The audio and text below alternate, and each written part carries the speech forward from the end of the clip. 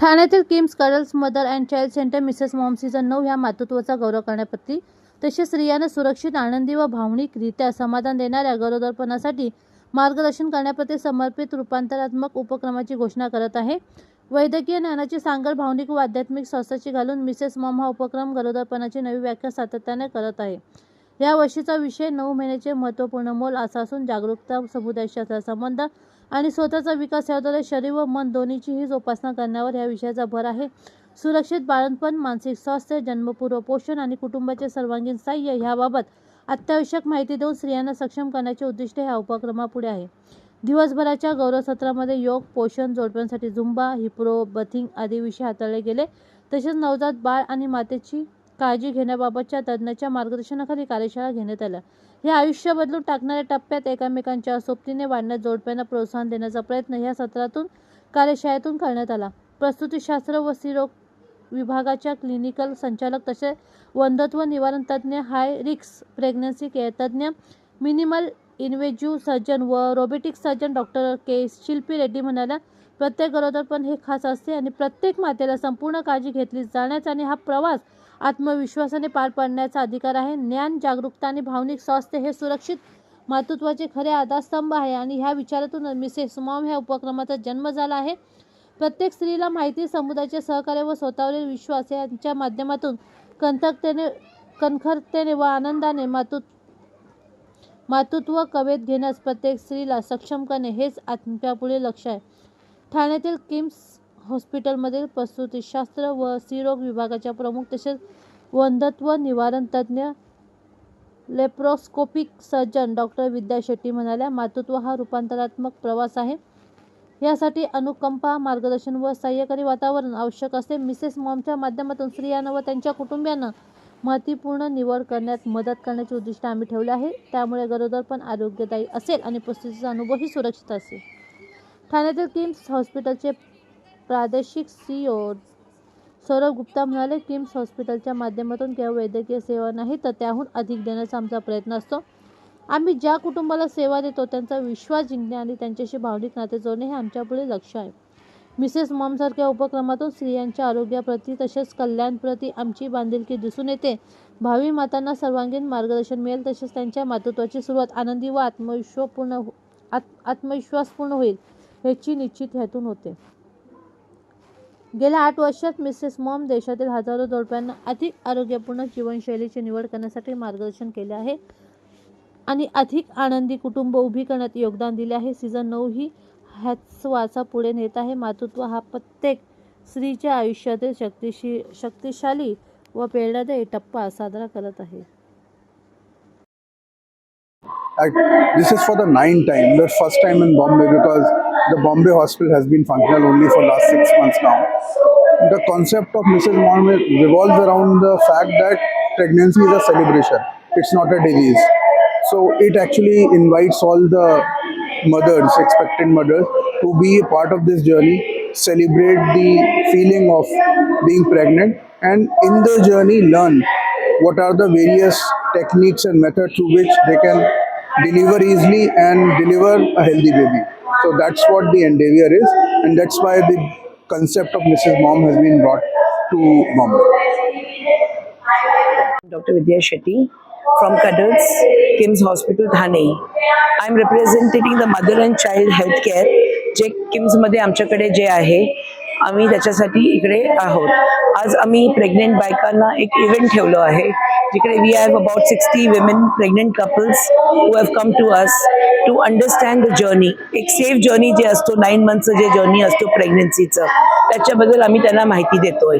Important of nutrition in pregnancy, importance of yoga, zumba, hypnobirthing हे सगळं information आम्ही देतोय just to make sure that their pregnancy experience should be good, wonderful, and they should have a safe delivery.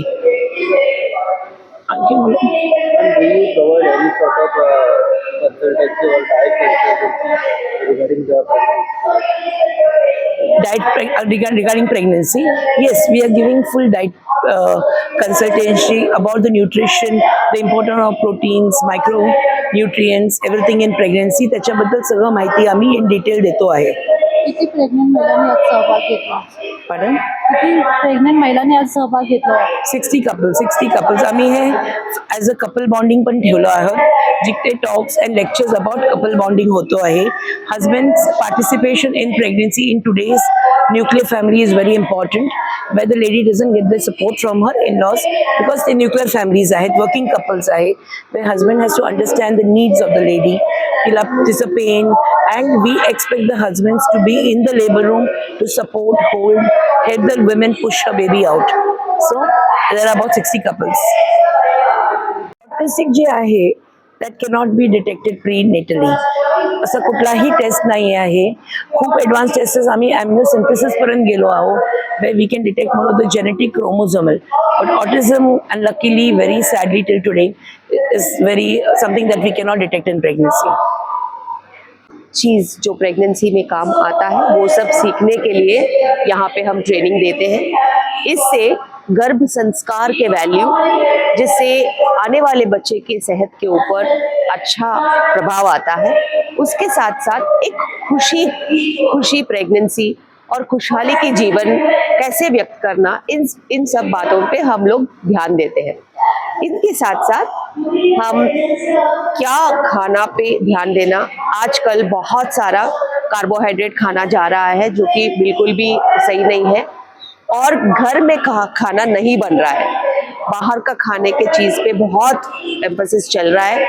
तो हम घर में कैसे simple तरीके से खाना बना सकते हैं और रोज़मर्रा की ज़िंदगी को आसान बना सकते हैं. इससे जो बच्चे की सेहत है और मदर की सेहत है, दोनों के ऊपर बहुत अच्छा सा प्रभाव आता है. ये सब मिला के योगा जो हमारा है, और हम योगा से ही बहुत सारे प्रॉब्लम्स को सुलह कर सकते हैं. इसके साथ साथ थोड़ा बहुत चहल पहल के लिए, एक्टिविटी के लिए जुम्बा कर सकते हैं. और डिलीवरी के टाइम पे जो ये लोग स्ट्रेस ले रहे हैं, उसको सही तरीके से कैसे संभालना, ये सब चीज़ एक पूरे दिन हम डिस्कस करेंगे, और उसके बारे में अच्छा बुरा हम डिस्कशंस पे लेंगे, और उनके कोई भी डाउट्स हम क्लियर करते हैं. और मिसेस मॉम ऐसे चीज़ है जो कि खुशहाल प्रेगनेंसी के साथ साथ एक हेल्दी प्रेगनेंसी का कंसंट्रेशन में है. और परिवार में अभी हस्बैंड एंड वाइफ सिर्फ 2 ही लोग रह रहे हैं. जो बड़े बुजुर्ग हैं वो गांव में रह रहे हैं, या ये लोग अलग से रह रहे हैं, तो उनको जो अच्छे चीज़ के बारे में कौन बताएगा. सो ये किम्स हॉस्पिटल के साथ साथ मैं डॉक्टर शिल्पी रेड्डी, जो मिसेस मॉम गए 9 ईयर्स से हम मिसेस मॉम करते आ रहे हैं हैदराबाद में. इस बार हम मुंबई में भी कर रहे हैं, क्योंकि किम्स हॉस्पिटल यहाँ पे भी खुला है. हमारा मदर एंड चाइल्ड ब्रांड है कडल्स, और इस ब्रांड को हम प्रेग्नेंट वुमेन के अवेयरनेस के ऊपर बहुत स्ट्रेस करते हैं, क्योंकि इसी से एक खुशहाल फैमिली और एक खुशहाल जिंदगी प्राप्त हो सकती है. गर्भ संस्कार करके एक मेडिकल थेरेपी रहता है जो प्रेग्नेंट वुमन प्रेगनेंसी के टाइम उनके अच्छे विचार है, इसमें है क्या कुछ हाँ, वो ऐड किया जाए? करेक्ट. गर्भ संस्कार वो चीज़ होते हैं जो कि माँ और बच्चे दोनों के लिए अच्छे रहते हैं. और ये संस्कार जो है, अगर माँ खुद अपने आप से बच्चे को दे, अच्छे चीज़ सोचना, अच्छी चीज़ बात करना, अच्छे तरीके से व्यवहार करना, और आसपास के लोगों से के साथ रह के अगर वो अच्छाई की दिशा में चले, वो खुद ब खुद बच्चा समझ लेता है. इसीलिए गर्भ संस्कार वो चीज़ होते हैं जो हमें करना है. अगर हम करेंगे तो हमारे बच्चे के ज़िंदगी में बहुत ही कुशल चीज़ आते हैं. मैम, ऑटिज्म एक फैलता जा रहा है इंडिया में. ऐसा बोला जाता है, ऐसा मिसकंसेप्ट है कि सोनोग्राफी करने के बाद लोगों को ऐसा लगता है कि अपना चाहे ऑटिस्टिक. सोनोग्राफी एक ऐसा प्रोसेस बोला गया कि ऑटिज्म के लिए, तो ये कैसे दूर करना चाहिए? आप एक बात बहुत अच्छी तरीके से समझना चाहिए कि सोनोग्राफी जो होता है साउंड वेव है. जैसे कि मैं अभी बात कर रही हूँ, आपका ईयर उसको लेता है, ब्रेन प्रोसेस करता है और उसको इंटरप्रेट करता है. इन a similar way sound waves he baby के पास जाके वापस आके पिक्चर के जरिए से हमें दिखता है.